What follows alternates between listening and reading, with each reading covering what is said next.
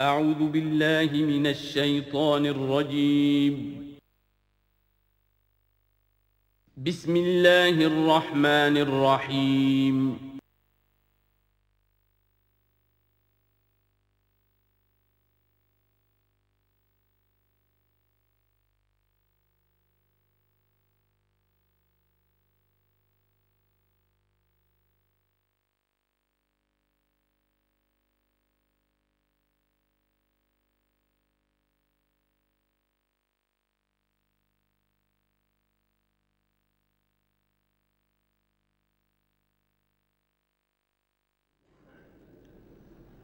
اما بعد فاعوذ باللہ من الشیطان الرجیم بسم اللہ الرحمن الرحیم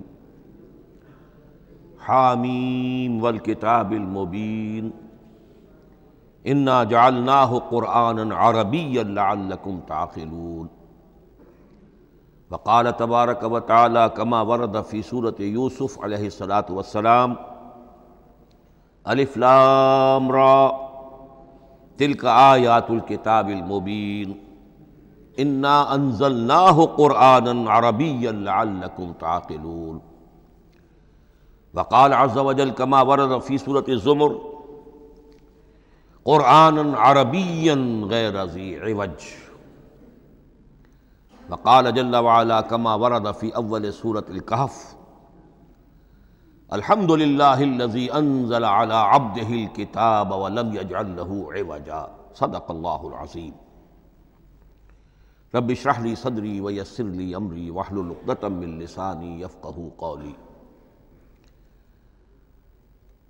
تعارف قرآن کے ضمن میں جو مباحث پہلی نشست میں مکمل ہو چکے ہیں اس میں ایک کمی رہ گئی تھی، اس کو پورا کر لیجئے۔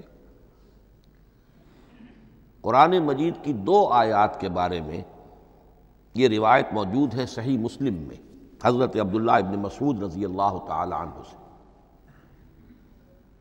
کہ سورہ بقرہ کی آخری 2 آیات حضور کو شب معراج میں عطا ہوئی ہیں، وہ زمین پر نازل نہیں ہوئیں بلکہ حضور نے آسمان پر پہنچ کر ان کو حاصل کیا ہے۔ یہ امت کے لیے شب معراج کے تحفے کے طور پر یہ 2 آیتیں آمن الرسول بما انزل الیہ من ربہ والمؤمنون کل آمن باللہ وملائکتہ وکتبہ ورسلہ لا نفرق بین احد من رسلہ وقالوا سمعنا واطعنا غفرانک ربنا والیک المصیر۔ پھر آخری آیت جس میں طویل ترین دعا ہے۔ یہ 2 آیات جو ہیں مستثنیٰ کر لیجئے تو باقی جو ہے قرآن مجید وہ پھر پورا حجاز میں زمین پر نازل ہوا ہے محمد رسول اللہ صلی اللہ علیہ وسلم کے قلب مبارک پر۔ اب جو اگلی بحث ہے اس تعارف قرآن کے ضمن میں، قرآن کی زبان کون سی ہے؟ یہ سب جانتے ہیں عربی زبان ہے، لیکن کون سی عربی؟ عربی کوئی ایک نہیں ہے۔ جیسا کہ آپ کو معلوم ہے کہ ایک زبان ہوتی ہے پھر اس کے ڈائلیکٹس ہوتے ہیں۔ پنجابی زبان کے نہ معلوم کتنے ڈائلیکٹس ہیں، بنگلہ زبان کے نہ معلوم کتنے ڈائلیکٹس ہیں، پشتو کے کتنے ڈائلیکٹس ہیں۔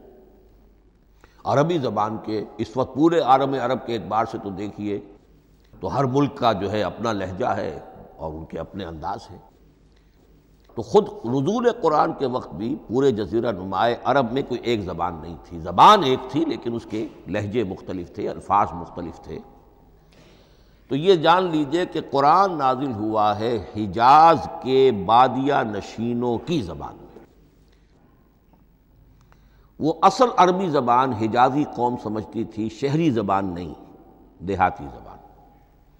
یعنی کہ شہروں میں دوسرے ملکوں کے لوگ آتے جاتے رہتے تھے، خاص طور پر مکہ مکرمہ جو ہے وہ تو چونکہ ایک بہت بڑا تجارتی مرکز تھا۔ لإلاف قریش ایلافہم رحلۃ الشتاء والصیف فلیعبدوا رب ھذا البیت۔ ان کے قافلے جاتے تھے، آتے تھے، دوسرے تاجر بھی آتے تھے، تو ظاہر بات ہے کہ شہروں کے اندر تو پھر زبان جو ہے وہ مکسڈ ہو جاتی ہے، خالص نہیں رہتی۔ یہی وجہ ہے کہ قریش کے جو شریف گھرانے تھے، اونچے گھرانے تھے، وہ اپنے بچوں کو صحرا میں بھیج دیتے تھے کہ ان کی پرورش وہاں ہو، وہاں وہ خالص عربی زبان سیکھیں، ان کی زبان جو ہے پولیوٹڈ نہ ہو۔ تو بادیہ نشین حجاز کے، نجد کے نہیں، حجاز کے بادیہ نشین، ان کی زبان میں قرآن نازل ہوا ہے۔ یہ آیتیں اس سے پہلے بھی سامنے آ چکی ہیں سورہ زخرف کی، انا جعلناہ قرآنا عربیا لعلکم تعقلون، ہم نے اس اپنے کلام قدیم کو عربی زبان کا جامہ پہنایا ہے۔ انا انزلناہ قرآنا عربیا، یہ سورہ یوسف کی آیات، ہم نے اتارا ہے اسے قرآن عربی بنا کر، قرآنا عربیا لعلکم تعقلون۔ سورہ زمر میں قرآنا عربیا غیر ذی عوج، یہ عربی مبین میں ہے، صاف ستھری دھلی ہوئی عربی زبان جس میں کہیں کوئی ٹیڑھ نہیں ہے، کوئی ایچ پیچ نہیں ہے۔ اور یہی پھر سورہ کہف میں جو ایک ترانہ حمد اللہ نے ہمیں سکھایا ہے کہ میرے اس انعام عظیم پر میرا شکر ادا کیا کرو، تو کن الفاظ میں الحمدللہ الذی انزل علی عبدہ الکتاب ولم یجعل لہ عوجا۔ تو یہ عربی مبین جو ہے اگرچہ اصلاً ہے بادیہ نشین حجاز کے، البتہ یہ کہ عرب کے دوسرے قبائل کے بھی ان کی زبانوں کے بعض الفاظ اس میں آئے ہیں۔ اس سے آگے بڑھ کر یہ کہ بعض معرب الفاظ بھی ہیں، ہندی زبان کا کوئی لفظ اس نے عربی کا جامہ پہن لیا، فارسی زبان کا کوئی لفظ اس نے عربی کا جامہ وہ بھی قرآن میں بعض ہیں، استثناءات ہیں یہ۔ جیسے سنگ گل، یہ فارسی زبان کا لفظ ہے، سنگ گل، وہ سجیل بن کر قرآن مجید میں آ گیا ہے۔ حجارۃ من سجیل، یہ جو الم تر کیف فعل ربک باصحاب الفیل سورہ فیل میں ہے، سنگ گل کا سجیل بنا۔ اس طرح کے کچھ اور الفاظ بھی ہیں، لیکن یہ سمجھیے کہ ایکسیپشنز پروو دی رول، یہ استثناءات ہیں، قاعدہ اپنی جگہ پر قائم رہے گا کہ یہ حجاز کے بدوؤں بادیہ نشینوں کی جو زبان تھی اس میں قرآن نازل ہوا ہے۔ اس قرآن کے بارے میں، اس کی زبان کے بارے میں جو چند پہلو سامنے رہنے چاہیے، فصاحت اور بلاغت کی معراج، یہ میں بعد میں قرآن کے وجوہ اعجاز پر جب بحث کروں گا کہ یہ کس کس اعتبار سے معجزہ ہے، تو وہاں زیادہ تفصیل سے یہ بات آئے گی کہ عربی زبان کی فصاحت اور بلاغت کی معراج ہے۔ آپ کو معلوم ہے کہ آج بھی دنیا میں یہودی بھی ہیں جن کی مادری زبان عربی ہے، عیسائی بے شمار ہیں جن کی مادری زبان عربی ہے، ان کے ہاں بھی عربی ادب کی چوٹی کی کتاب جو پڑھائی جاتی ہے وہ قرآن ہے۔ یہ انہیں ماننا پڑتا ہے کہ عربی ادب کی جو آخری کتاب ہے، چوٹی کی کتاب ہے، وہ یہی ہے۔ یہودی بھی پڑھائیں گے، جیسے آپ انگریزی زبان پڑھنی ہے سمجھنی ہے تو شیکسپیئر کے بغیر آپ کیسے سمجھیں گے، اب وہ تو ایک سٹینڈرڈ ہے۔ اسی طریقے سے یوں سمجھیے کہ عربی زبان عربی ہونے کے اعتبار سے کلام اللہ ہونا اس پر ان کا ایمان نہیں ہے، لیکن یہ کہ عربی زبان کے اعتبار سے اس کی فصاحت اور بلاغت کا لوہا وہ مانتے ہیں۔ پھر اس میں ایک خاص ملکوتی غنا ہے، ڈیوائن میوزک، صوتی آہنگ ہے، عذوبت ہے، مٹھاس ہے۔ لاہور میں ایک صاحب ہیں جو پروفیسر ہیں فونیٹکس کے پنجاب یونیورسٹی میں، وہ کہتے ہیں میں ثابت کر سکتا ہوں کہ جتنے بھی آج دنیا میں اصول ہیں صوتی، یہ خود اپنی جگہ ایک بہت بڑی سائنس ہے، اس کے اعتبار سے میں ثابت کر سکتا ہوں کہ بلند ترین موسیقی قرآن مجید میں ہے، ملکوتی غنا۔ اسی لیے قرآن مجید کو اچھی سے اچھی آواز میں پڑھنے کی تاکید آئی ہے۔ زین القرآن باصواتکم، قرآن کو اپنی آوازوں سے مزین کرو۔ اسی طریقے سے من لم یتغن بالقرآن فلیس منا، جو قرآن مجید کو اچھی سے اچھے طریقے پر پڑھنے کی کوشش نہیں کرتا وہ ہم میں سے نہیں ہے۔ اسی طرح کے واقعات بھی ہوئے ہیں۔ حضرت ابو موسیٰ اشعری رضی اللہ تعالی عنہ، وہ بہت خوش الحان تھے، تو ایک روز حضور سفر رات کے وقت کہیں گشت پر تھے، جا رہے تھے ان کے مکان کے قریب سے، تو وہ اس وقت رات کی نماز میں قرآن پڑھ رہے تھے، تو حضور وہاں کافی دیر تک کھڑے ہو کر سنتے رہے۔ ظاہر بات ہے کہ اس وقت کے مکان کیا ہوتے تھے، ایک ایک حجرہ ہوتا تھا، یہ کوئی کئی کنال کی کوٹھیاں تو نہیں ہوتی تھی کہ کیا پتہ چلے ان کے اندر کیا ہو رہا ہے۔ وہ تو حضرت ابو بکر کے مکان کے پاس سے گزرتے تھے تو ان کی تلاوت سنتے تھے، حضرت عمر کے مکان کے قریب سے گزرے ان کی تلاوت سنی، حضرت عمر بلند آواز میں پڑھتے تھے، حضرت ابو بکر بڑی پست آواز میں پڑھتے تھے۔ حضور نے پوچھا کہ تم ایسا کیوں کرتے ہو؟ حضرت عمر نے کہا میں اس لیے کرتا ہوں، زور سے پڑھتا ہوں کہ شیطان بھاگ جائے۔ حضرت ابوبکر نے عرض کیا کہ میں اس لیے پڑھتا ہوں کہ جس کو میں سنا رہا ہوں وہ سنتا ہے، اس کو بلند آواز کی ضرورت نہیں۔ حضور نے کہا کہ ابوبکر تم ذرا اونچی کر لو آواز، اور عمر تم ذرا پست کر لو، ایوریج میں لے آؤ۔ تو بہرحال یہ معاملہ حضور کا صحابہ کے ساتھ ہوتا تھا۔ تو ابو موسیٰ اشعری رضی اللہ تعالی عنہ کی جب قرأت آپ نے سنی تو اگلے روز جب ملاقات ہوئی فجر میں تو آپ نے تحسین فرمائی ان الفاظ میں، یا ابا موسیٰ انک قد اوتیت مزمارا من مزامیر آل داود، اے ابو موسیٰ تمہیں تو اللہ نے آل داود کے سازوں میں سے ایک ساز عطا کیا ہے، یعنی حضرت داود کے گلے میں جو ساز تھا خوش الحانی تھی، ان کی آواز نہایت خوبصورت تھی۔ تو اسی طریقے سے اب وہاں کوئی مزمار سے مراد وہ نہیں ہے آلات موسیقی نہیں، گلے میں جو اللہ تعالیٰ نے رکھا ہے۔ تو انک قد اوتیت مزمارا من مزامیر آل داود۔ ایک آخری بات یہ نوٹ کیجئے کہ قرآن مجید کا عظیم ترین احسان ہے عربی زبان پر۔ یہ یوں سمجھیے کہ ایک ستون کی طرح اس زبان کو ٹھہرا دیا ہے، اس کو سٹیبل کیا ہے قرآن مجید۔ آج بھی پوری دنیا میں جسے عرب کہتے ہیں فصیح زبان، لغہ فصحی، وہ ایک ہے، وہ قرآن ہی کی ہے۔ زبانیں بدلتی رہتی ہیں۔ اردو 300 سال پہلے کی دکن میں جب شروع ہوئی، وہ آج آپ پڑھ بھی نہیں سکیں گے وہ کیا اردو تھی ولی دکنی کی۔ پھر وہ کیا اس نے روپ بدلے ہیں، اب وہ اردو کس شکل میں ہے، فارسی کن کن شکلوں میں رہی ہے، مختلف انگریزی کتنی شکلیں بدل گئی ہیں، لیکن عربی قائم ہے۔ اس کے لیے جیسے کہ قرآن مجید میں آتا ہے کہ ہم نے پہاڑ زمین میں گاڑ دیے اس کو سٹیبلائز کرنے کے لیے، ان تمید بکم، تمہیں لے کر زمین ایک طرف کو جھک نہ جائے۔ تو جس طرح یہ پہاڑ جو ہیں سٹیبلائزنگ ایفیکٹ رکھتے ہیں اس زمین کے لیے، اسی طریقے سے قرآن سٹیبلائزر ہے عربی زبان کا۔ اس کے اندر جو ایک ٹھہراؤ اور جماؤ پیدا کیا ہے، یہ قرآن مجید کا احسان عظیم ہے۔ تعارف قرآن کے ضمن میں اگلی گفتگو، قرآن کے اسماء و صفات۔ عربوں کا ایک خاص ذوق تھا، اور ظاہر بات ہے کہ اللہ تعالیٰ نے جب قرآن نازل کیا ہے تو عربوں کے ذوق کو بھی مد نظر رکھا ہے۔ ان کا ذوق کیا تھا؟ جس چیز سے انہیں محبت ہوتی تھی اس کے وہ بہت سے نام رکھتے تھے۔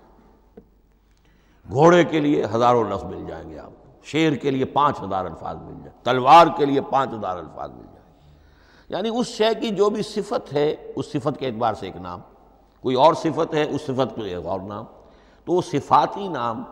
اب جیسا کہ آپ کو معلوم ہے اللہ کے 99 نام صفاتی تو ہے نا، اللہ کی ایک صفت دوسری صفت، اسی کے اعتبار سے اس کے نام ہیں۔ قرآن مجید کے اسماء علامہ جلال الدین سیوطی رحمۃ اللہ علیہ نے 55 شمار کیے، لیکن وہ بھی مکمل نہیں ہے لسٹ، اس لیے کہ اس میں ایک اہم نام برہان یہ شامل نہیں ہے۔ ان میں سے جو اہم اسماء ہے میں آپ کو سنا دیتا۔ القرآن، جس پر گفتگو بعد میں ہوگی، اس لیے کہ سب سے زیادہ ایک رائے یہ ہے کہ یہ تو اس میں جامد ہے، اس میں علم ہے قرآن کے لیے، پراپر ناؤن ہے۔ الکتاب، الذکر، الہدیٰ، النور، الفرقان، کلام اللہ، الوحی، روحا من امرنا۔ پھر اس کی صفات کے اعتبار سے الکریم، الحکیم، العظیم، المجید، المبین، رحمہ، العلی، بصائر، بشرا، بشیر، نذیر، عزیز، قرآن عزیز، بلاغ، بیان، احسن القصص، احسن الحدیث، موعظہ، شفاء، مبارک، مہیمن، قیم، مثانیہ، متشابہ۔ یہ میں نے آپ کو 23 نام بتائے ہیں، لیکن یہ کہ علامہ جلال الدین سیوطی نے 55 گنوائے۔ لیکن جو بحث دلچسپ ہے وہ یہ ہے کہ جو اس کے لیے لفظ القرآن ہے، اس کے معنی کیا ہیں اور یہ کس مصدر سے، کس مادے سے یہ لفظ بنا ہے؟ ایک رائے تو یہ ہے کہ یہ اس میں جامد ہے، یہ مشتق نہیں ہے، کسی مادے سے نکلا ہوا نہیں ہے۔ اور یہ بھی آپ نوٹ کر لیجئے، اللہ کے اسماء میں سے بھی ایک نام کو سمجھا جاتا ہے، وہ مشتق نہیں ہے، اس میں جامد ہے، اس میں علم ہے، اور وہ ہے اللہ۔ باقی سارے نام صفاتی ہیں، ایک نام، اس لیے اس میں ذات کہتے ہیں اس کو، اس میں ذات۔ لیکن یہ رائے متفق علیہ نہیں ہے، یہ کچھ لوگوں کی رائے ہے۔ ایک رائے یہ بھی ہے کہ یہ بھی اس میں علم نہیں ہے، یہ بھی مشتق ہے الہ سے۔ جیسے حکیم، یہ صفت ہے، الحکیم یہ اللہ کا نام ہو گیا۔ الہ ایک معبود، الالہ معبود برحق، الالہ وہ اللہ بن گیا، ایک رائے یہ۔ لیکن یہی اسی طریقے سے نوٹ کیجئے کہ قرآن مجید کے بارے میں بھی ایک رائے یہ ہے کہ القرآن اس میں علم ہے، پراپر ناؤن ہے، یہ جامد ہے، یہ مشتق نہیں ہے، کسی اور مادے سے نکلا نہیں۔ لیکن جو اکثریت کی رائے ہے، جس پر تقریباً اجماع ہے، وہ یہ ہے کہ نہیں، یہ اس میں جامد نہیں، اس میں مشتق ہے۔ لیکن پھر دو رائے ہیں کہ مادہ کیا ہے۔ ایک قرن، قاف را نون، اور ایک قرا، قاف را حمزہ، یہ دو مختلف مادوں کے بارے میں رائے ہے کہ قرآن ان سے نکلا ہے۔ قرن کہتے ہیں کسی چیز کا قریب ہو جانا، جڑ جانا، مل جانا۔ یہ حج کی جو تین شکلیں ہیں، حج تمتع ہے، حج قران ہے، اور حج افراد ہے۔ قران کیا ہے؟ ایک ہی احرام میں عمرہ بھی اور حج بھی دونوں کو جمع کر لیا جائے تو یہ حج قران ہے۔ اسی سے قران الصعدین کا لفظ استعمال ہوتا ہے۔ قرینہ اور قرائن جو ہے اسی سے الفاظ۔ امام فرا کی رائے یہ ہے کہ قرن سے یہ قرآن بنا ہے، اس لیے کہ اس میں بھی اللہ تعالیٰ کی آیات جمع ہو گئی۔ اسی طرح قرأ، قاف را اور حمزہ، اس قرات کا مصدر بھی بن جاتا ہے، جیسے رجحان، را جیم ہے، رجح سے رجحان۔ غفران، غفرانک ربنا، پروردگار ہم تیری مغفرت کے خواستگار ہیں۔ اسی طرح قرآن قرأ سے بنا ہے۔ مفعول جو ہے وہ مصدر کے معنی میں آ جاتا ہے، یعنی پڑھی جانے والی شے۔ اور ایک قرأ آتا ہے عربی زبان میں، قرأت الماء فی الحوض، میں نے پانی جمع کر لیا حوض کے اندر۔ بارش ہوئی، میں نے کچھ پانی حوض میں جمع کر لیا، قرأت الماء فی الحوض۔ اسی سے قریہ کا لفظ بنا، قریہ بستی کو کہتے ہیں جہاں لوگ جمع ہو کر رہتے ہیں، قریہ۔ تو اس معنی میں یہ قرآن جو ہے یہ جمع ہے اللہ تعالیٰ کی اسماء صفات اور اللہ کی ذات جو ہے اور اس کی آیات کا جامع ہے۔ یہ ہے لفظ قرآن کی بحث۔ اگلی بحث اور بڑی اہم ہے اور دلچسپ ہے، قرآن کا اسلوب کلام کس کیٹیگری میں فال کرتا ہے؟ قرآن کیا ہے؟ ایک شے کی تو سختی سے نفی کی اللہ نے، یہ شعر نہیں ہے۔ وَمَا عَلَّمْنَاهُ الشِّعْرَ وَمَا يَنبَغِي لَهُ، سورہ یاسین۔ ہم نے شعر تو انہیں سکھایا ہی نہیں، محمد رسول اللہ کو صلی اللہ علیہ وسلم، اور وہ شعر ان کے شایان شان بھی نہیں ہے۔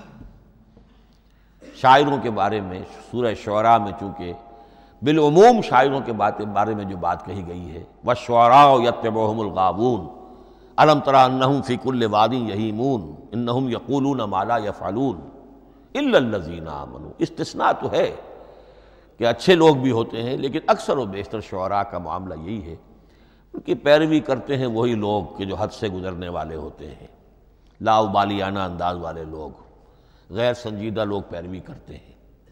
خود وہ بھی زمین و آسمان کے قلابے ملاتے ہیں، کبھی ادھر کی بات کبھی ادھر کی بات۔ اور تیسری بات یہ کہ عام طور پر جو کہتے ہیں وہ کرتے نہیں ہیں، انہم یقولون ما لا یفعلون۔ تو یہ شعر کی تو نفی کی گئی ہے قرآن مجید، جیسا کہ میں نے آپ کو سنایا تھا سورہ حاقہ کی آیات، انہ لقول رسول کریم وما ہوا بقول شاعر، یہ شاعر کا کلام نہیں۔ البتہ ایک بات نوٹ کیجئے، جسے آزاد شاعری، آزاد نظم کہا جاتا ہے، وہ میرا گمان یہ ہے، میں نے چونکہ ان چیزوں کا کوئی تحقیقی مطالعہ نہیں کیا ہے، کہ شاید وہ ہے ہی قرآن سے ماخوذ آزاد شاعری۔ اس میں وزن نہیں ہوتا، ردم ہوتا ہے۔ آزاد شاعری کے اندر ایک ردم ہوتا ہے، وزن نہیں ہے۔ ایک مصرع اتنا سا، ایک بڑا لمبا چوڑا، لیکن ردم رہے گا۔ یہ جو آزاد شاعری، بلینک ورس جس کو آپ کہتے ہیں، میرا گمان یہ ہے کہ شاید دنیا میں اس کا رواج قرآن کے بعد ہی ہوا ہو، اور قرآن مجید ہی کی نقالی میں یہ صنف جو ہے ادب کی وہ ایجاد کی گئی ہو۔ واللہ عالم، میں یہ بات دعوے سے نہیں کہہ سکتا، گمان ہے میرا۔ البتہ یہ کہ اب اس سے آگے چلیے، شعر نہیں ہے، نثر ہے، لیکن نثر کے اعتبار سے بھی کون سی کیٹیگری میں آئے گی؟ کیا یہ کتاب عام معنی میں جسے ہم کتاب کہتے ہیں وہ کتاب ہے؟ ایک تو وہ بات تھی نا جو اقبال کے حوالے سے میں نے آپ سے کہی، کتابیں نیست چیزیں دیگر است، اس وقت وہ بات نہیں میں کہہ رہا۔ عام کتابوں سے اس کا فرق کیا ہے؟ ایک کتاب ہوتی ہے، اس میں ہر چیپٹر میں ایک بحث مکمل ہو جاتی ہے، اگلے چیپٹر میں پھر لوٹا کر آپ پہلے چیپٹر کی کوئی بات نہیں کریں گے، پھر وہ بات آگے چلے گی، ابواب ہوں گے، ابواب میں مضمون کے مطابق مضمون آگے بڑھتا چلا جائے گا۔ کتاب کا یہ لازمی وصف ہے۔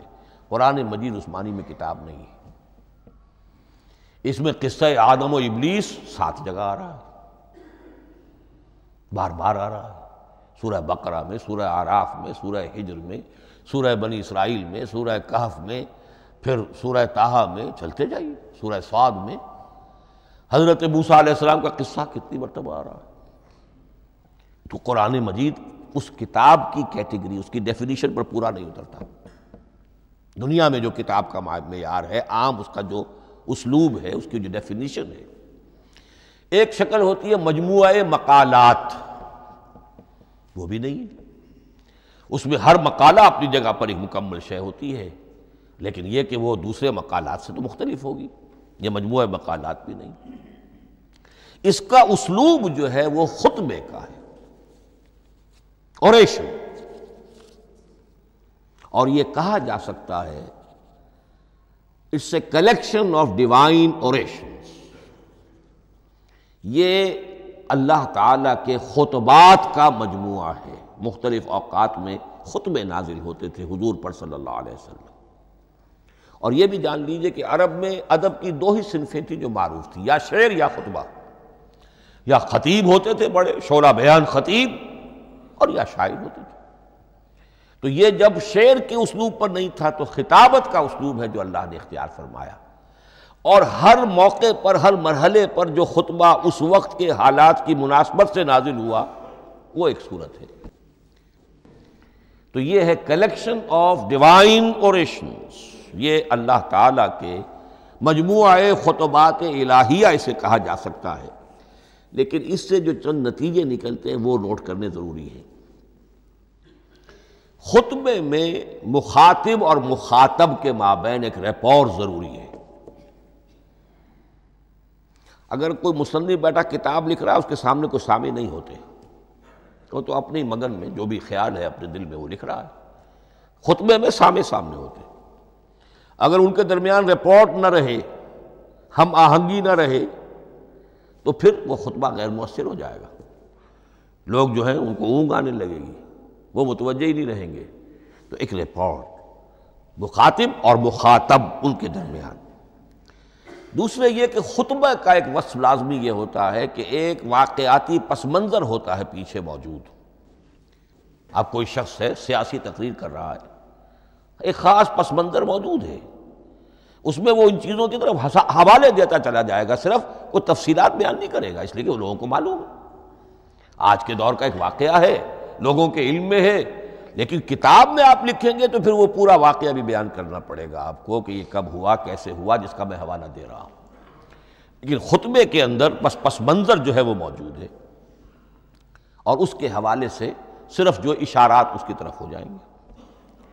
نمبر 3 یہ ہے کہ خطبے میں تحویل خطاب بہت ہوتا ہے۔ تحویل خطاب سے کیا مراد ہے؟ ابھی خطیب آپ سے بات کر رہا ہے، آپ سے مخاطب ہے، اور کسی وقت وہ فلاں کو جو یہاں موجود بھی نہیں ہے وہ نواز شریف صاحب کو خطاب کرنا شروع کر دے گا. بھائی نواز شریف تو یہاں نہیں ہے، لیکن خطاب انداز وہ تو تقریر مقرر ہے، سیاسی تقریر کر رہا ہے، نواز شریف کو چیلنج کر رہا ہے. نواز شریف یہ کر دو گے تو ہم یہ کر دیں گے، اور نواز شریف یہ تم غلط کر رہے ہو، یا بے نظیر تمہارا یہ معاملہ. ہاں بے نظیر تو وہاں موجود نہیں. صدر ایوب صاحب کو جو بھی گالیاں دی جاتی تھی تقریروں کے اندر، وہ خود تو وہاں موجود نہیں ہوتے تھے. تو اس میں تحویل خطاب نوٹ کرنا پڑتا ہے. ابھی کس سے بات ہو رہی تھی، ابھی کس سے بات ہو رہی تھی. قرآن مجید میں آپ دیکھیں گے ایک آیت میں حضور سے خطاب ہے، اگلی آیت میں کفار سے خطاب ہے، اس سے اگلی آیت میں اہل ایمان سے خطاب ہے. تو تحویل خطاب جو ہوتا ہے اس کے حوالے سے نوٹ کرنا پڑتا ہے کہ اس وقت اس آیت کا جو رخ ہے کدھر ہے، اس میں کس کو خطاب کیا جا رہا ہے. چوتھی بات یہ ہے کہ خطبے میں صرف عقل سے اپیل نہیں کی جاتی، جذبات سے بھی اپیل ہوتی ہے. اسی لیے خطابی انداز کہلاتا ہے. خطابی انداز میں لوگوں کے جذبات سے بھی اپیل کی جاتی ہے. جبکہ آپ ایک مقالہ لکھ رہے ہوں گے اس میں جذبات کی بات نہیں آئے گی. ٹھنڈی ٹھنڈی عقلی باتیں، منطقی باتیں، دلیل صغرا کبرا جوڑیے، نتیجہ نکالیے، وہ لوگوں کے سامنے رکھیے، تصنیف ہے. لیکن خطبے کے اندر صرف عقل نہیں، جذبات سے بھی اپیل ہوتی ہے. اب یہ سارے اوصاف میں جو بیان کر رہا ہوں یہ سب قرآن مجید میں بتمام و کمال بدرجہ اتم موجود ہیں.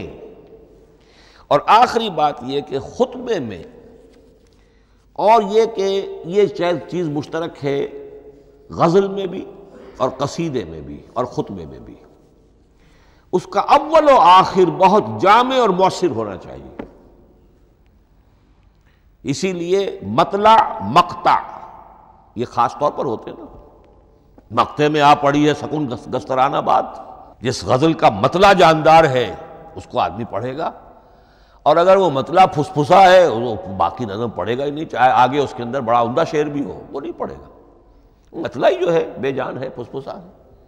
پھر مقطع آخری جو شعر ہو، تو قصیدے میں بھی یہ ہے اور خطبے میں بھی یہ ہے. یہی وجہ ہے کہ قرآن مجید کی صورتوں میں اکثر و بیشتر شروع کی آیات اور آخری آیات انتہائی اہم ہوتی ہیں، بہت جامع ہوتی ہیں، جن کو کہا جاتا ہے کہ یہ سور جو ہیں ان کی ابتدائی آیات، خواتین اور پہلی آیات. اب سورہ بقرہ کی آیات شروع کی، پھر آخری جو ابھی میں نے آپ کو سنائی، یہی آل عمران کا معاملہ ہے، کس شان کے ساتھ وہ اٹھ رہی ہے. یہی سورہ حج کا ہر جگہ پر آپ دیکھیں گے ابتدائی جو ہے خطیب اگر ایسی بات، ایسا انداز اختیار کرے کہ اپنے سامعین کی توجہ کو اپنی طرف مبذول کرا دے، اگر شروع کا انداز ایسا نہیں ہے تو وہ بات آگے بڑھے گی نہیں.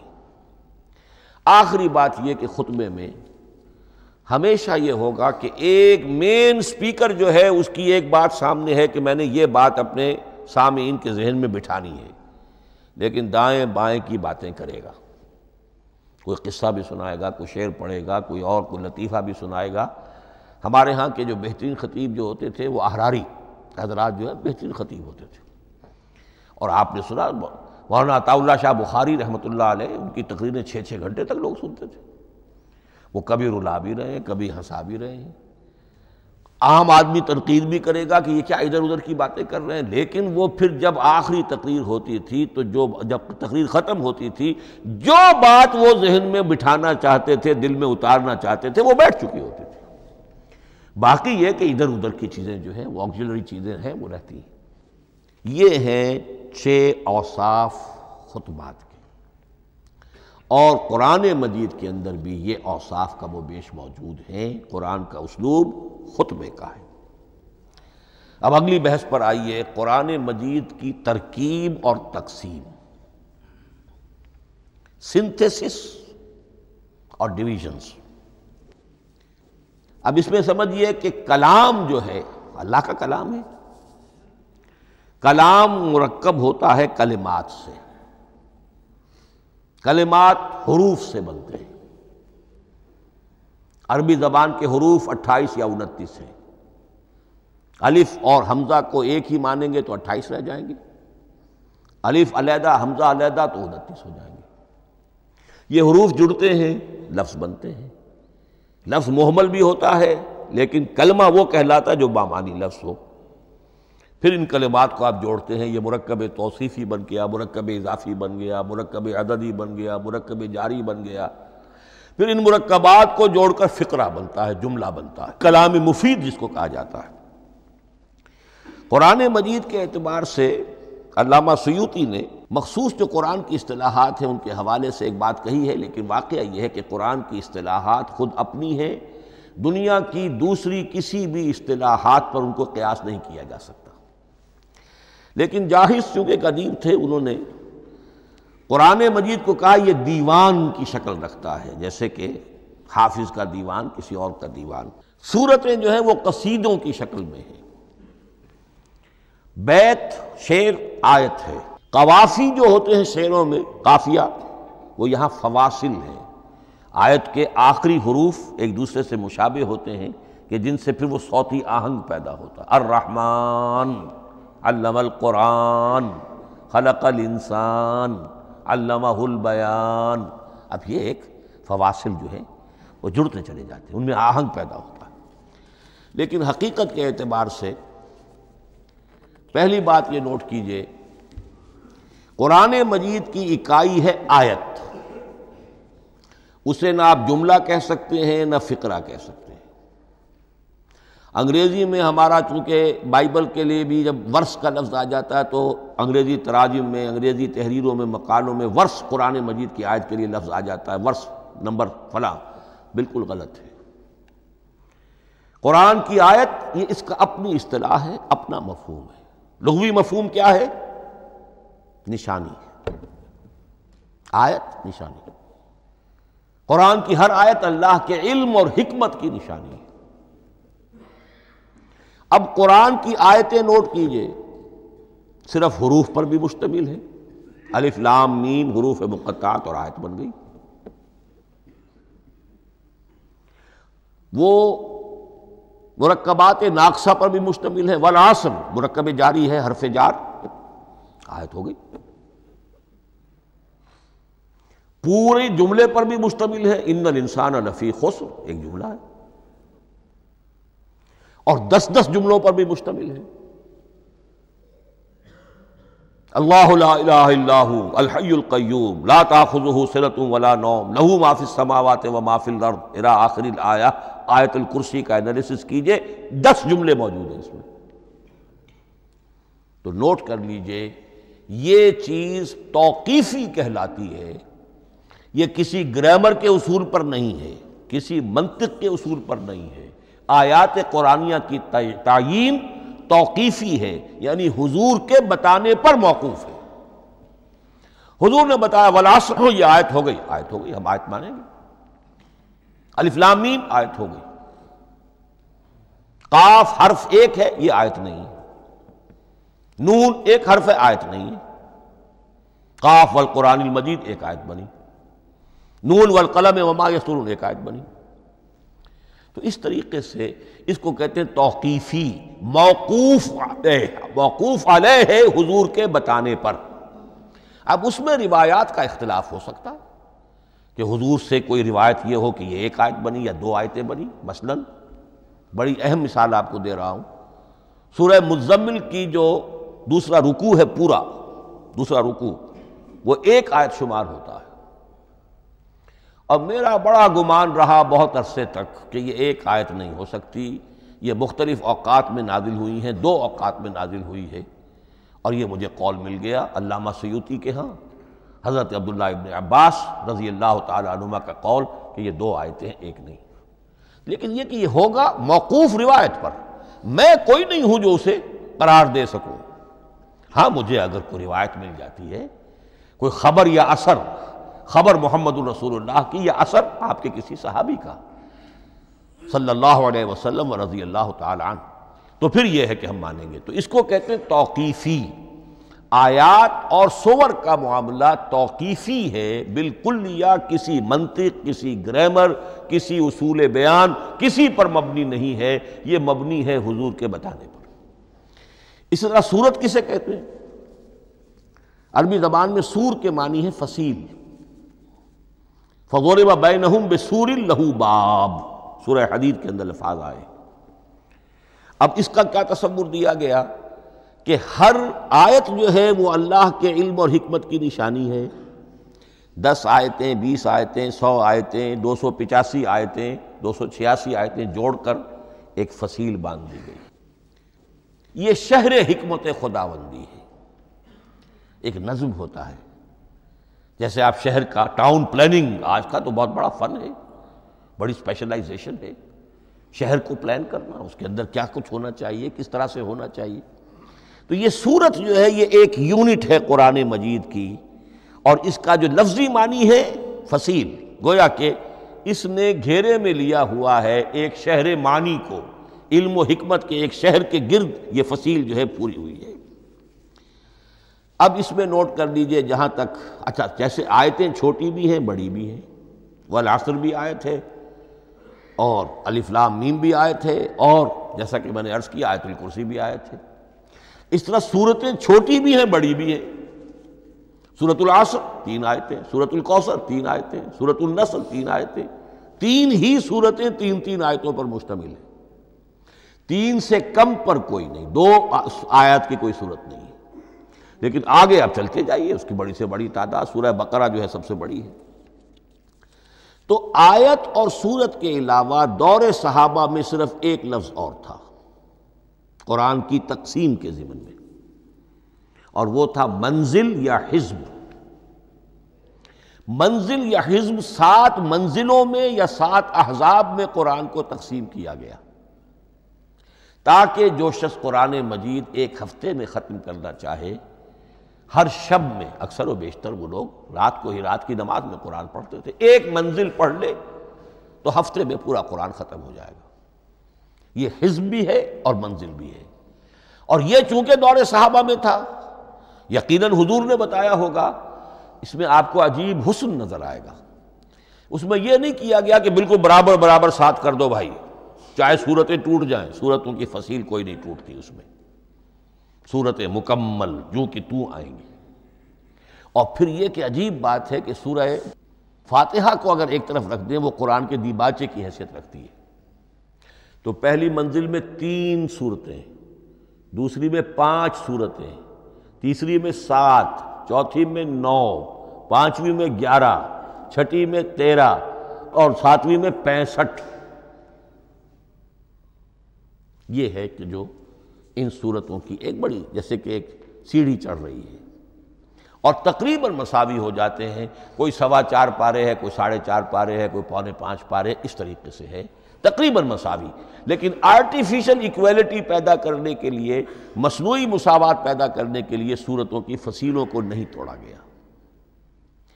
اس سے آگے چل کر جو پاروں کی تقسیم ہے وہ بہت بعد کی بات ہے، 30 پارے، اور اس میں آپ کو یہ ساری قباحتیں نظر آئیں گی۔ اس میں صورتوں کی فصیلیں توڑی گئی ہیں۔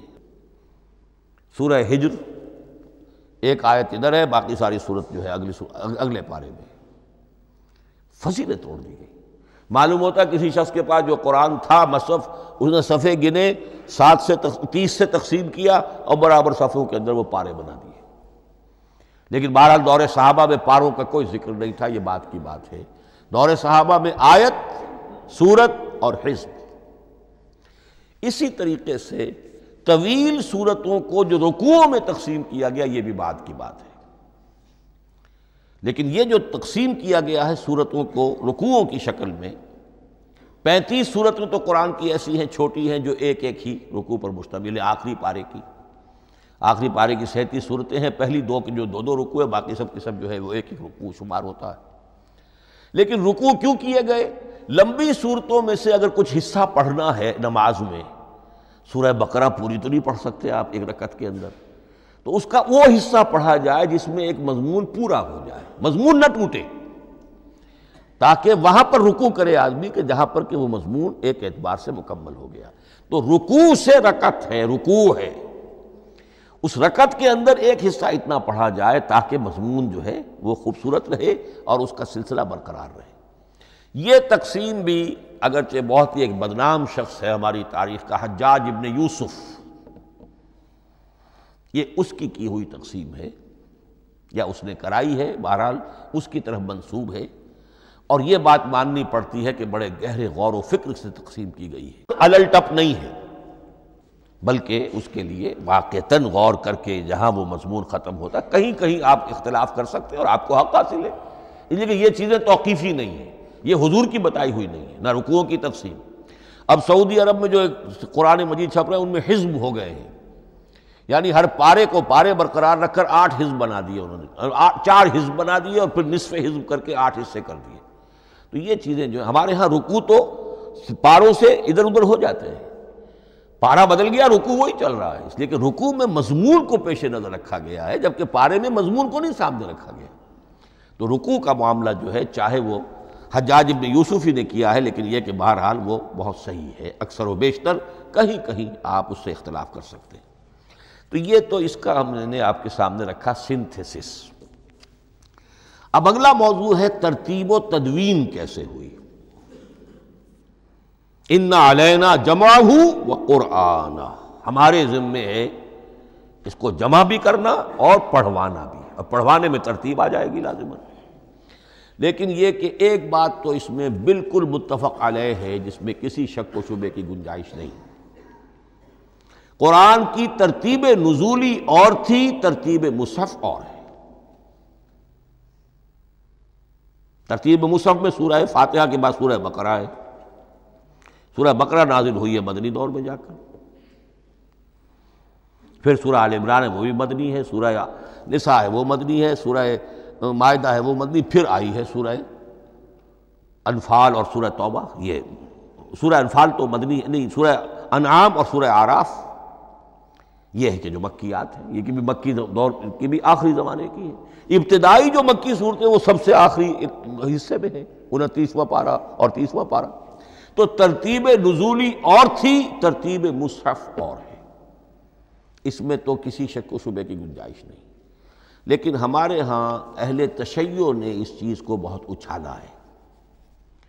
ان میں سے بعض گروہ ایسے ہیں جن کا کہنا یہ ہے کہ اصل قرآن جو ہے وہ ترتیب نزولی کے مطابق تھا، یہ ترتیب تو عثمان نے کر دی رضی اللہ تعالی عنہ۔ حضرت علی کے پاس اصل قرآن جو ترتیب نزولی کے مطابق تھا موجود تھا، اور اب بھی ان کے خیال میں جو ان کے امام غائب جو ہیں چھپے ہوئے ہیں غار میں، تو ان کے پاس وہ نسخہ اصل حضرت علی والا موجود ہے، اور جب وہ ظاہر ہوں گے تو اصل قرآن لے کر آئیں گے۔ یہ سارے شیعوں کا قول نہیں ہے، لیکن یہ کہ ان میں بہت سے لوگ ہیں کہ جو ان باتوں کو مانتے ہیں۔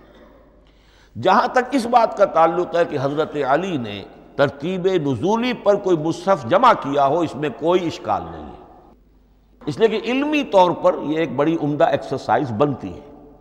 ایک زمانے میں میں بہت کوشش کرتا رہا ترتیب نزولی سے، اس لیے کہ ترتیب نزولی سے سیرت نبوی اخذ ہوتی ہے، پہلے کیا نازل ہوا، پھر کیا نازل ہوا، پھر کیا نازل ہوا۔ در حقیقت اگر آپ ترتیب نزولی سے قرآن مرتب کر دیں تو وہ سیرت النبی بن جائے گی۔ تو اس کو سمجھنے کے لیے ایک زمانے میں نے بڑی محنت کی ہے، لیکن ایک تو یہ کہ وہ یقین سے وہ باتیں ملتی نہیں ہیں، بعض روایات ہیں لیکن یہ کہ پھر بھی آپ یقین سے نہیں کہہ سکتے۔ اکثر و بیشتر قرآن مجید میں لکھا بھی ہوتا ہے، ترتیب کے موٹی موٹی چیزیں معلوم ہیں نزولی ترتیب کی، لیکن یہ ہے کہ یقین کسی بات پر نہیں۔ تو پہلی بات یہ ہے کہ ہمارے نزدیک، اہل سنت کے نزدیک، اصل جو حجت ہے دین میں وہ ترتیب مصحف ہے۔ یہی ترتیب جو اس وقت مصحف عثمان کی ہے رضی اللہ تعالی عنہ، یہی ترتیب ہے لوح محفوظ کی، یہی ترتیب ہے ام الکتاب میں، یہی ترتیب ہے کتاب مکنون میں۔ اب اس کے سمجھیے کہ اس کی تدوین کن مراحل میں ہوئی۔ سب سے پہلے اس کے جو مراحل ہیں 3، خود نبی اکرم صلی اللہ علیہ وسلم کے زمانہ مبارک میں جمع اور ترتیب یہ ہو گئی، لیکن کتابی شکل میں نہیں، ما بین الدفتین نہیں۔ حضور نے لوگوں کو پڑھ کر سنایا، اس ترتیب سے سنایا جس ترتیب سے یہ مصحف میں اب موجود ہے، اور ہر رمضان میں حضرت جبرائیل دورہ کرتے تھے حضور کے ساتھ، جتنا کہ قرآن اس وقت تک نازل ہو چکا ہوتا تھا، اور آخری رمضان مبارک آپ کی حیات طیبہ کا جو تھا اس میں 2 مرتبہ پورے قرآن کا دورہ ہوا۔ تو دورہ قرآن بغیر ترتیب کے تو نہیں ہو سکتا۔ تو یہ ترتیب حضور کی ہوئی ہے، توقیفی ہے، اور حضور ہی نہیں اللہ کی ہوئی ہے۔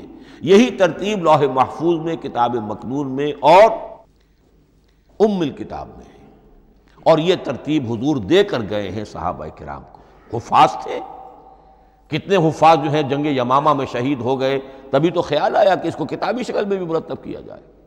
لیکن کتابی شکل میں جسے کہتے ہیں دو گتوں کے درمیان ایک کتاب مجلد، اس صورت میں جہاں تک میں تحقیق کر سکا ہوں اور جہاں تک ہمارے اکثر و بیشتر لوگوں کی رائے ہے، حضور کے زمانے میں یہ اس طریقے سے مابین الدفتین، دو گتوں کے مابین ایک کتاب کی شکل میں قرآن موجود نہیں تھا۔ لوگوں کے سینوں میں محفوظ تھا، جیسے محمد الرسول اللہ کے سینے میں محفوظ تھا۔ ان علینا جمعہ، وہ جمع حضور کے سینے میں کیا اللہ نے۔ اسی طرح پھر صحابہ کرام بے شمار جو حفاظ تھے ان کے سینوں میں محفوظ تھا۔ دوسرا مرحلہ کب آیا؟ جب حضرت ابوبکر صدیق کے عہد خلافت میں جنگ یمامہ میں بہت سے حفاظ شہید ہو گئے۔ اب ایک تشویش پیدا ہوئی، ایسا نہ ہو کہ قرآن ضائع ہو جائے، لہذا اسے کتابی شکل میں مرتب کر لینا چاہیے۔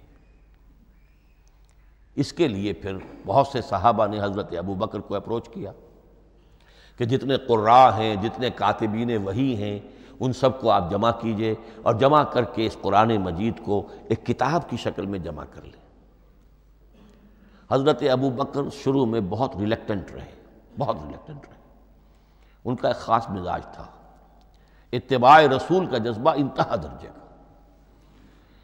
جو کام حضور نے نہیں کیا میں کیسے کروں؟ اگر تو یہ کام واقعی کرنے کا تھا تو حضور کرتے، میں کیسے کروں؟ لیکن یہ کہ جب صورتحال بہت لوگوں کی طرف سے دباؤ پڑا کہ نہیں یہ کر لینا چاہیے، ان کے سامنے بھی حکمت آ گئی، تو پھر انہوں نے اتفاق کرتے ہوئے جتنے بھی کاتبین وحی تھے ان سب کی ایک کمیٹی بنائی اور ان کو کہا کہ اب اس قرآن کو مرتب کر کے ایک کتابی شکل دے دی جائے۔ وہ کتابی شکل حضرت ابوبکر کے دور میں ہو گئی۔ تیسرا مرحلہ کیا ہے؟ یہ کتابی شکل میں جب قرآن مجید آ گیا، اور شروع میں یہ اجازت تھی کہ ہر قبیلے، ہر علاقے کے لوگ اپنے لہجے میں پڑھ لیں۔ اب پنجابی ہمارا مسلمان جو ہے وہ چاقو کو کاچو کہے گا، تو وہ لکھے ہوئے کو بھی چاقو کو کاچو پڑھ کے نکلے جائے گا۔ تو مختلف لہجوں میں ہونے سے وہ ان کا جو ہے قرآن مجید بدل رہا تھا، کوئی کسی طرح پڑھ رہا ہے، کوئی کسی طرح پڑھ رہا ہے۔ اب اس کی تشویش ہوئی حضرت عثمان کے زمانے میں، جب دور بہت پھیل گیا، اسلام کا دائرہ، دارالاسلام کی وسعت بہت ہو گئی، کہ اس طرح اگر یہ لوگ پڑھیں گے اور اپنے اپنے لہجے کی وجہ سے اب اس لہجے میں شکل بدل بھی جاتی ہے لفظ کی۔ کاچو کو کاف الف چے واو لکھنا شروع کر دیں گے پھر کہ کاچو سنا ہم نے، تو چاقو تو سنا ہی نہیں۔ تو ایک لفظ جو ہے چاقو لکھ رہا ہے اور ایک کاچو لکھ رہا ہے، تو چاقو اور کاچو میں فرق ہو گیا۔ لہذا اس وقت پھر جو کام کیا گیا وہ یہ کہ ایک ہی رسم تحریر، رسم کتابت، رسم الخط میں قرآن مجید کے نسخے تیار کیے گئے۔ اصل میں ایک بہت بڑا مغالطہ ہو جاتا ہے ہمارے جمعوں کے خطبوں میں، حضرت عثمان رضی اللہ تعالیٰ عنہ کے نام نامی کے ساتھ وہ قوافی جو ہیں ان کی مناسبت سے جامع آیات القرآن عثمان ابن عفان رضی اللہ تعالیٰ عنہ، غالب علی کل غالب علی ابن ابی طالب رضی اللہ تعالیٰ۔ اب یہ جو جوڑتے ہیں قافیے، تو حضرت عثمان کے نام کے ساتھ یہ قافیہ جوڑ دیا، اس سے لوگوں کو مغالطہ بھی ہوا اور دشمنوں نے ایکسپلائٹ کیا کہ اس کا مطلب یہ ہے کہ قرآن تو جمع ہوا ہے حضرت عثمان کے زمانے میں، اور حضرت عثمان کے زمانے میں اور حضور کے زمانے میں کم و بیش 15 سال کا فصل تو ہو چکا، گویا کہ قرآن مرتب ہی ہوا ہے حضور کے انتقال کے 15 برس بعد۔ پھر حضرت عثمان کی شخصیت کو خاص طور پر جو سبائی فتنہ اٹھا تھا، اس نے ایک ڈسپیوٹڈ پرسنالٹی بنا کے رکھ دیا ہے، نہیں معاذ اللہ، کوئی شک نہیں، لیکن یہ کہ ایک فتنہ اٹھا، فتنۃ الکبریٰ، اور حضرت عثمان رضی اللہ تعالیٰ عنہ کو انہوں نے بدنام کیا، لہذا اس کے نام سے اور بٹا لگ گیا، یہ مصحف عثمان ہے۔ یہ ہے اصل میں وہ حماقتیں کہ جو ہوئی ہیں ہم سے، یہ قافیے ملانے کی وجہ سے، حالانکہ حضرت عثمان کی شان جو ہے وہ در حقیقت جامع آیات القرآن نہیں ہے، جامع الامت علی رسم واحد، پوری امت کو ایک رسم الخط پر جمع کرنے والی شخصیت حضرت عثمان کی ہے۔ مثلا اب دیکھیے مالک یوم الدین کس طرح لکھیں گے؟ میم لام اور کاف، میم الف اور لام اور کاف لکھیں گے آپ، یہ غلط ہو جائے گا۔ میم پر کھڑا زبر ہوگا اور اس کو مالک پڑھیں گے، میم پر اگر کھڑا زبر نہیں ہے پڑا زبر ہے تو ملک پڑھیں گے، اور قراتوں میں یہ دونوں موجود ہے، ملک یوم الدین بھی ہے اور مالک یوم الدین بھی ہے۔ اگر آپ نے میم الف لکھ دیا ایک قرات نکل گئی، اب وہ اس میں آ ہی نہیں سکتی، وہ تو مالک ہی پڑھا جائے گا۔ یہ زیر زبر بھی جو لگے ہیں قرآن مجید میں، یہ بھی حجاج ابن یوسف کے زمانے میں لگے، اس سے پہلے نہیں تھے۔ اور یہ رموز و اوقاف، یہ آیتوں کے نشان اور یہ وقفہ بیچ میں، یہ بھی حجاج ابن یوسف کے زمانے کی چیزیں ہیں، ورنہ عربوں کے لیے تو ان کی اپنی زبان تھی، انہیں ان چیزوں کی ضرورت ہی نہیں تھی۔ آپ کو معلوم ہے پرانے زمانے کے جو منشی ہوتے تھے، انشاء پرداز، وہ جب خط لکھتے تھے تو اس میں نقطے وغیرہ نہیں لگاتے تھے۔ جس کو خط لکھا جا رہا ہے وہ توہین سمجھے گا کہ شاید مجھے جاہل سمجھا کہ نقطے بھی لگا کے بھیجا جا رہا ہے خط پر، گویا کہ میں تو سمجھ ہی نہیں سکتا بغیر نقطوں کے۔ تو یہ جو ہے پرانے جو شکستہ خطوط لکھے جاتے تھے ان کا یہ انداز تھا، لہذا کوئی نقطے وغیرہ نہیں تھے، یہ بھی بعد میں لگے۔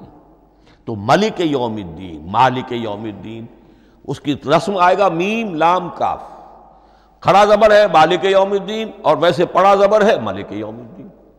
یہ رسم الخط ہے جس پر کہ حضرت عثمان رضی اللہ تعالی عنہ نے پوری امت کو جمع کر دیا، اور اس کے نسخے تیار کرا کے، مختلف روایات میں آتا ہے 5 یا 7 نسخے تھے، ایک مدینہ منورہ میں رکھا اپنے پاس، اور اسی پر ان کے خون کے دھبے بھی ہیں، اور وہ نسخہ قرآن مجید کا اب استنبول کے اندر ہے، توپ کاپی کا جو عجائب خانہ ہے، عجائب گھر ہے، جس میں جہاں نوادرات کے ساتھ ساتھ حضور کے بھی کچھ تبرکات اور جمع ہیں، وہاں وہ نسخہ موجود ہے۔ اس میں انگلی جو کٹی تھی حضرت نائلہ جو ان کی اہلیہ تھیں، جب وار کیا گیا ہے حضرت عثمان پر، قرآن پڑھ رہے تھے، انہوں نے روکا اپنے ہاتھ سے تو ان کی انگلی کٹی اور اس کے خون کے قطرے جو ہیں وہ مصحف پر آئے۔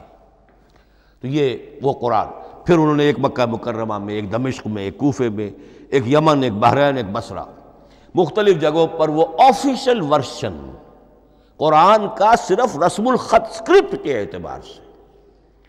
لیکن اب پھر نوٹ کر لیجئے، قرآن مرتب ہو چکا، مدون ہو چکا دور نبوی میں، لیکن کتابی شکل میں نہیں، سینوں میں محفوظ۔ دور خلافت ابی بکر میں وہ کتابی شکل میں لایا گیا، اور اس کے لیے پھر بحث ہوئی کہ اب اس کا نام کیا رکھا جائے۔ اس کے لیے کئی نام تجویز ہوئے، سفر بھی، انجیل بھی، وغیرہ وغیرہ، لیکن پھر اس کو حضرت عبداللہ ابن مسعود رضی اللہ تعالی عنہ نے اہل حبشہ سے استشہاد کرتے ہوئے مصحف نام رکھا، مصحف۔ یہ مصحف بن گیا حضرت ابو بکر کے زمانے میں، لیکن مصحف کی قرات کے جو فرق ہو رہے تھے تو وہ لکھنے کے اندر بھی فرق آنا شروع ہو گیا، اس کو دور کیا حضرت عثمان نے، اس کا آفیشل ورشن تیار کروایا، ایک رسم الخط پر پوری امت کو جمع کر دیا، باقی جو نسخے تھے انہیں آپ نے پھر ضائع کر دیا، تاکہ کوئی اور یہ نہ رہے کہ اب یہ بھی ایک تھا پرانا نسخہ نکل آیا، اس میں تو یہ لفظ اس طرح لکھا ہوا ہے۔ تو جامع الامت علی رسم واحد، ایک ہی رسم الخط پر پوری امت کو جمع کرنے والی شخصیت وہ حضرت عثمان کی ہے رضی اللہ تعالی عنہ۔ بہرحال یہ نوٹ کیجئے کہ یہ مرحلہ بھی حضرت عثمان کے زمانے میں، تو یوں سمجھیے کہ حضرت عثمان کا پورا عہد بھی آپ جوڑ لیں تو آپ کی جو شہادت ہے وہ تقریباً یوں سمجھیے کہ حضور کے انتقال کے وہ 25 برس بعد ہے، گویا ربع صدی کے اندر اندر حضور کے انتقال کے بعد، چوتھائی صدی کے اندر اندر سارے مراحل طے ہو گئے۔ یہی وجہ ہے میں نے شروع میں آپ کو بتایا تھا کہ پوری دنیا یہ مانتی ہے کہ آج جو قرآن مسلمانوں کے پاس ہے یہ ہے وہی جو محمد عربی صلی اللہ علیہ وسلم نے اپنی امت کو دیا تھا۔ یہ دوسری بات ہے کہ ہم سمجھتے ہیں کہ محمد عربی صلی اللہ علیہ وسلم کو یہ اللہ کے کلام کی صورت میں حضرت جبرائیل نے پہنچایا تھا، وہ اس کو نہیں مانتے، لیکن یہ حصہ اس کا ماننے پر مجبور ہیں کہ وہ اصل قرآن اپنی اسی انٹیگریٹی کے ساتھ، اپنے پوری پیور، اس کا جو بھی ہے ٹیکسٹ پیور ہے، اور اس کی انٹیگریٹی میں کوئی شک و شبے کی گنجائش نہیں ہے کہ یہ وہی شے ہے جو محمد نے اپنی امت کو عطا فرمائی تھی صلی اللہ علیہ وسلم۔ ایک آخری بات، چل میرے پاس 3 منٹ ہیں، یہ جو میں نے آپ کو ترتیب بتائی تھی قرآن کی، آیتیں، سورتیں، پھر حزب، اب اس میں ایک شے نوٹ کر لیجئے۔ آیت اللہ تعالیٰ کے علم و حکمت کا ایک نمونہ ہے۔ آیتوں کو جوڑ کر جب سورت بنائی تو آیتوں کے اندر جو ربط ہے، اس ربط آیات سے ایک اور معنی، ایک اور حکمت کا دروازہ کھلتا ہے۔ جیسے موتی ہے، ہر موتی بڑا خوبصورت ہے، لیکن جس ترتیب سے آپ نے پرویا، اس کو دھاگے میں ہار بنایا، اس ترتیب سے اس کا حسن دوبالا ہو جائے گا۔ ہر موتی کا اپنی جگہ پر ایک حسن ہے، لیکن اس ترتیب کی وجہ سے اس کے حسن کا ایک اور پہلو ظاہر ہوگا۔ اسی طرح قرآن مجید کی صورتوں میں ربط آیات بہت اہم ہے۔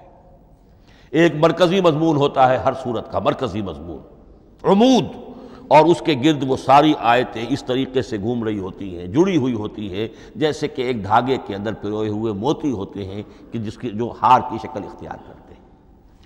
دوسری بات یہ، اکثر و بیشتر صورتیں قرآن مجید میں جوڑوں کی شکل میں ہیں۔ ایک مضمون کا ایک پہلو اس جوڑے کے ایک فرد میں، اور دوسرا پہلو اسی کا دوسرے فرد میں۔ جیسے معوذتین، 2 صورتیں ہیں، مضمون ایک یہ تعوذ، معوذتین۔